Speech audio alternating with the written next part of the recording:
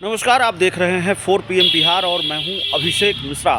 देखिए, बिहार के मुख्यमंत्री नीतीश कुमार क्या अब से कुछ घंटों के बाद इंडिया गठबंधन के संयोजक हो जाएंगे? ये बड़ा सवाल है और पिछले कई घंटों से ये चर्चा चल रही है इस बात की कि बिहार के मुख्यमंत्री नीतीश कुमार को इंडिया गठबंधन का संयोजक आधिकारिक तौर पर घोषित कर दिया जाएगा। और चर्चा इस बात को लेकर भी है कि मल्लिकार्जुन खड़गे, जो कांग्रेस के राष्ट्रीय अध्यक्ष हैं, वो इंडिया गठबंधन के अध्यक्ष बनाए जाएंगे, चेयरपर्सन बनाए जाएंगे। और इस चर्चा को तेज़ी और मिली है, चर्चा को मजबूती तब और मिली है जब ये खबर सामने आई है कि मल्लिकार्जुन खड़गे और बिहार के मुख्यमंत्री नीतीश कुमार के बीच फ़ोन पर बातचीत हुई है। राहुल गांधी और नीतीश कुमार के बीच फ़ोन पर बातचीत हुई है और सब कुछ फाइनल हो गया है, बस आधिकारिक ऐलान बाकी है। कल के बारे में उम्मीद जताई जा रही थी, यानी 3 दिसंबर के बारे में उम्मीद जताई जा रही थी कि कल ये ऐलान हो जाएगा, लेकिन ये ऐलान नहीं हुआ है। लेकिन इस चर्चा से इतर एक और बड़ा धमाका बिहार की राजनीति में हो गया है। बिहार की सियासत में एक और बड़ा विस्फोट हुआ है और ये विस्फोट जेडीयू की तरफ से ही किया गया है। बड़ा बयान आया है और बयान पार्टी के नेता का नहीं, प्रवक्ता का नहीं, नीतीश सरकार के मंत्री, जेडीयू के बड़े नेता मदन सहनी का आया है। सरकार में मंत्री हैं मदन सहनी और उन्होंने एक बड़ा बयान दिया है नीतीश कुमार के संयोजक बनने को लेकर। मदन सहनी ने कहा है कि नीतीश कुमार को संयोजक नहीं, नीतीश कुमार को प्रधानमंत्री पद का चेहरा घोषित कर दिया जाना चाहिए, नीतीश कुमार को प्रधानमंत्री पद का उम्मीदवार बनाया जाना चाहिए। ये बड़ी बात कही है बिहार सरकार के मंत्री मदन सहनी ने। जो जानकारी निकलकर सामने आ रही है मीडिया रिपोर्ट्स के मुताबिक, उसके मुताबिक मदन सहनी ने ये साफ तौर पर कहा है कि देखिए, संयोजक का काम तो नीतीश कुमार पहले ही कर चुके हैं। उन्होंने विपक्षी दलों को संयोजित किया है, विपक्षी दलों को एक साथ वो लाए हैं, एक मंच पर वो लेके आए हैं। तो संयोजक की जो भूमिका होती है वो नीतीश कुमार ने पूरी कर दी है। नीतीश कुमार वो काम पहले ही कर चुके हैं। अब अगर नीतीश कुमार इतने ही ईमानदार हैं, नीतीश कुमार अगर अनुभवी हैं और सभी दल ये कह रहे हैं, तो फिर नीतीश कुमार को संयोजक क्यों, नीतीश कुमार को पीएम फेस बनाया जाना चाहिए। ये मदन सहनी का बयान है। उन्होंने कहा है कि बिहार में नीतीश कुमार ने जो काम किया है उसका असर देश के दूसरे राज्यों में भी दिखा है।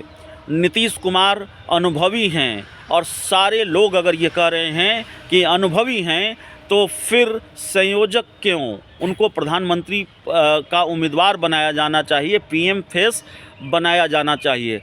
तो देखिए, ये बड़ी मांग जेडीयू की तरफ से कर दी गई है और इस मांग के बाद जाहिर है बिहार की राजनीति और देश की राजनीति भी गर्मा जाएगी, क्योंकि नीतीश कुमार अब सिर्फ या मौजूदा वक्त में सिर्फ बिहार की राजनीति के केंद्र में नहीं हैं, नीतीश कुमार देश की राजनीति के केंद्र में हैं। पूरे देश की निगाहें, और ख़ासकर उस वक्त से टिकी हुई है जब से नीतीश कुमार ने अपनी पार्टी की कमान अपने हाथों में ली है। तो पूरे देश की निगाहें नीतीश कुमार पर टिकी हुई है कि नीतीश कुमार क्या फ़ैसला लेने वाले हैं, नीतीश कुमार क्या डिसीज़न लेंगे और वो क्या करने वाले हैं, नीतीश कुमार के मन में क्या चल रहा है। वैसे एक झटका कल उन्होंने दिया है, अगर आप इसको झटका समझें तो ठीक है, नहीं तो नीतीश कुमार ने एक फ़ैसला लिया है अरुणाचल प्रदेश को लेकर। बिना सीट शेयरिंग के, सीट शेयरिंग का ऐलान अभी नहीं हुआ है, लेकिन बिना सीट शेयरिंग के नीतीश कुमार ने अपने फ़ैसले से सबको चौंकाया है। अरुणाचल प्रदेश में 2 सीटें हैं, उसमें एक सीट है पश्चिम की। तो अरुणाचल प्रदेश की पश्चिम लोकसभा सीट से उन्होंने उम्मीदवार के नाम का ऐलान कर दिया है। अपनी पार्टी के प्रदेश अध्यक्ष, जो जेडीयू के प्रदेश अध्यक्ष हैं अरुणाचल में, उनको, रुचि तंगुंग को टिकट दिया है जेडीयू ने, बल्कि उनके नाम का ऐलान हो गया है। अब ऐसे में क्या नीतीश कुमार ने कांग्रेस को ये मैसेज देने के लिए सीट शेयरिंग को लेकर कि देरी नहीं होनी चाहिए, सीट शेयरिंग को लेकर जल्द फैसला होना चाहिए, प्रेशर बढ़ाने के लिए इस तरह का फैसला लिया है? यह भी अपने आप में बड़ा सवाल है, क्योंकि अरुणाचल जैसा राज्य जहां लोकसभा की सिर्फ 2 सीटें हैं, चुनाव में अभी वक्त है और ऐसी कोई ज़रूरत समझ में नहीं आती इतनी जल्दी लोकसभा के उम्मीदवार के नाम का ऐलान करने का। फिर भी जेडीयू की तरफ से ये किया गया, सीट बंटवारे से पहले किया गया और बाकायदा इसका लेटर भी जारी हुआ, इसको लेकर प्रेस रिलीज भी जारी किया गया। तो क्या ये मैसेज देने के लिए है, कांग्रेस पर दबाव बढ़ाने के लिए है, प्रेशर बढ़ाने के लिए है? दूसरी तरफ बिहार की भी एक लोकसभा सीट को लेकर नीतीश कुमार ऐलान कर चुके हैं कि वहाँ से देवेश चंद्र ठाकुर जो विधान परिषद के सभापति हैं वो चुनाव लड़ेंगे सीतामढ़ी लोकसभा सीट से। जेडीयू के मौजूदा सांसद सुनील कुमार पिंटू को जेडीयू इस बार टिकट नहीं देने जा रही है। पार्टी लाइन से अलग जाकर वो बातचीत करते रहे हैं, बयान देते रहे हैं, मोदी मोदी खूब करते रहे हैं और सुनील कुमार पिंटू का पत्ता साफ हो गया है। नीतीश कुमार ने ही अध्यक्ष बनते ही ऐलान किया कि देवेश चंद्र ठाकुर पार्टी के उम्मीदवार होंगे।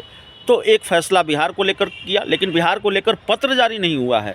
बिहार को लेकर जिसको कहते हैं कि बहुत आधिकारिक रूप से नीतीश कुमार ने कह दिया तो आप आधिकारिक रूप से मान सकते हैं। वो पार्टी के सबसे बड़े नेता हैं और मुख्यमंत्री जरूर हैं, लेकिन पार्टी के राष्ट्रीय अध्यक्ष भी अब हैं।